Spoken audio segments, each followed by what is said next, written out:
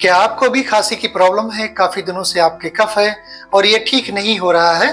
बहुत सारे सिरप आप ले चुके हैं तब भी आपको खांसी जा नहीं रही है। तो इसके लिए सबसे बेहतरीन होम्योपैथिक मेडिसिन है कफ ड्रॉप R9 ड्रॉप्स। ये बहुत ही इफेक्टिव है, स्पेशली कफ के लिए है, खांसी के लिए बहुत ही अच्छी दवा है। चाहे आपको ड्राई कफ हो या वेट कफ हो, चाहे आपको सूखी खांसी हो रही है या बलगम वाली खांसी आ रही है, और ये स्पेशली अगर रात के वक्त बहुत ज़्यादा खांसी होती है, आप बिस्तर से उठ जाते हैं, पसीना आने लगता है, तो इसके लिए बहुत ही अच्छी दवा है। इसकी आप 10-10 बूंद दिन में 3 बार गुनगुने पानी के साथ लें। इससे आपको बहुत आराम मिलेगा और आपकी जो खांसी की प्रॉब्लम है वो दूर हो जाएगी।